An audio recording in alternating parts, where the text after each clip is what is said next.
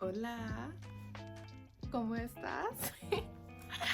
Hola, soy Betsy y me gusta leer.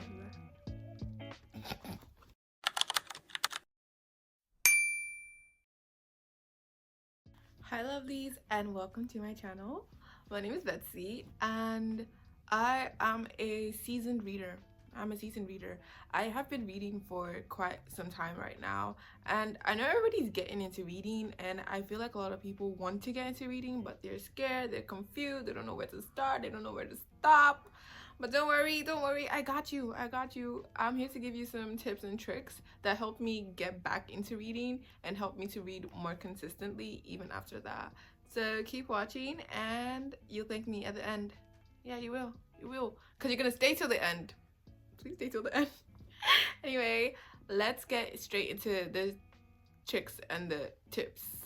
So before we go into this, I just want you to always have it at the back of your mind that reading is an activity and most activities are skills. So reading is technically a skill that you can always get better at. So there's no such thing as I'm not a reader. If you wanted to pick up a skill, you would pick it up and you will become quite okay or even great at it as long as you just do what? Practice.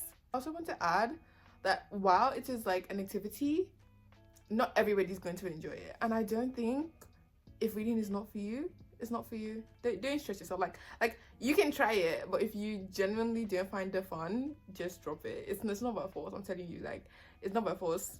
There's so many other hobbies or many other activities you can take up. Just it's meant to be a fun activity, so make sure you find it fun as well. So let's get straight to it. The first thing we want to know is the two types of literature. So we have fiction and we have non-fiction. Fiction is basically works that are imaginary, while non-fiction is basically real works. So under fiction we have tons of genres, and under non-fiction we also have tons of genres as well. So those are the first thing you need to know is the type of literature that you are into. What do you gravitate more towards? Do you like watching real world documentaries? You might love some nonfiction. Do you love watching series and movies and shows? You probably will gravitate more towards fiction. So first of all, the two types of literature and know which one you want to start reading. Now we're going straight to the nitty-gritty, the genres. The genres. Every book has a genre, and it is your duty to find what genre you like. So like I said, there's multiple genres in fiction and non-fiction, and it's very good in the beginning not to feel too overwhelmed. So do try to streamline the types of books you read. So I would recommend picking three genres that you can easily interchange between, but they like cover a wide range of what you're into. If you want to pick these three genres, especially when you're new to genres, there are two things that I use to know if I'll be interested in the genre. Number one is familiarity, or number two is curiosity. Familiarity is just basically, am I familiar to this trope? Am I used to this? I grew up with romance around me. I'm talking about in mainstream media, in songs. Romance is something that I feel like most people are familiar with. So it's going to be easy to digest just because, okay, I'm familiar with this. I'm familiar with this trope. I've seen it on the screen before. Like, it's just familiar. It's nothing new. And then curiosity is for new things. I am intrigued. I want to read this. I've never read this before, but I want to. So a good book for me should have the two. For me, now that I've been more seasoned, I should be low-key familiar with the terms, but at the same time I should be curious, like, okay, what happens, what's happening next? Those are the two things I would solely recommend if you are picking a genre. Try to either go for a familiar genre or a genre you're curious about. The familiar ones is just going to be easier to digest because you understand the layout, while the curious ones are going to, intrigue you more. Like, okay, like this is new, this is exciting. So those are the two things that I recommend: familiarity and curiosity. Now that you have a strong idea of the books you want to read, I would say it's time for you to source for your books. This is a very important step. People undermine this, and this is a hard part about being a reader, because you can find a book so good today, and by the next day, you're reading something so subpar it makes you want to drop reading altogether. you need to find a book recommender system, and whether it's going to be a person or your own personal research, you have to find it. The very flaky place that I would recommend sourcing for your books once you found genres you're into is BookTok. And hear me out. BookTok is actually, it has trash and like gems in book. They're trash and gems in BookTok, so you have to be very specific. I would recommend going to a BookTokers page and seeing what books they recommend, and you can try out one.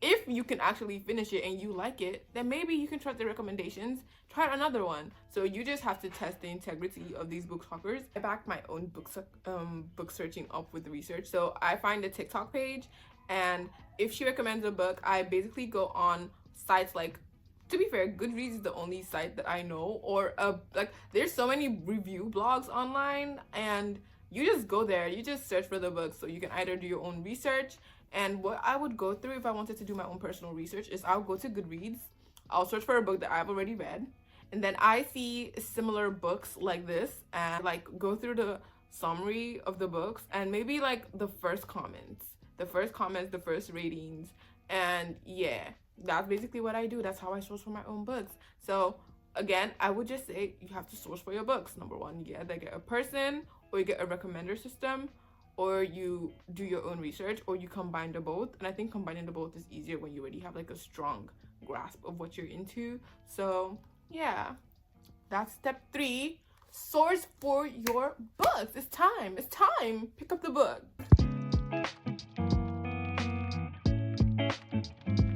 Now, this is a bit more of an advanced step, but I want you to be trope specific. You heard me. Be trope specific. The genres are good. Oh my god, I love romance, I love fantasy, yada yada yada.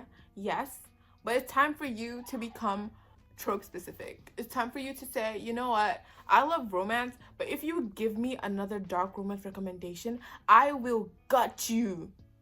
You need to know that. You need to do that now. You need to become more trope specific, more consistent with reading. This is me telling you, you are going to need to niche down. You're gonna need to niche down.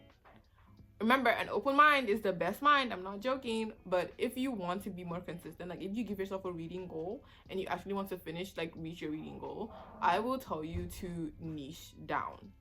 You need to know the books you're into and the books you find easier to digest. There's some books that you need to take a deep breath, take 2-3 days to finish, and there's some books you finish in one sitting. By the time you've read some for some while, you should have an idea of what these books are, what books are easy for me, what books are harder for me. And then when you want to reach your reading goal, you just keep on reading the digestible books. And that's basically all I have for you, you guys. That's basically all. It's that easy. This is my simple formula. It doesn't take much. I also do want to preface, please, you guys, never force yourself to finish a book. Never. And when I say never, I mean never. I never want to hear, I wasn't feeling it, so I just pushed. Pushing through is one thing, but pushing through can leave you in the most horrible book slump ever. And I can attest to it. So I will tell you, never force yourself to finish a book. Because the truth is, residual memory is a thing. And if the book actually had interesting tropes you were interested in, after a while, you would be like, okay, you know what, let me actually go finish that book. It might never happen, but trust me, there's like 1 billion books in the world. You don't need to worry about not finishing one. Trust me. Never. And I say with never force yourself to finish a book. This is pro experience. Never force yourself. I'm telling you. You can push through because it's like, okay, maybe let me get to like page 100. And if it's not good, I'll drop it. Yes, if it's not good, you drop it. You never force yourself to finish the book.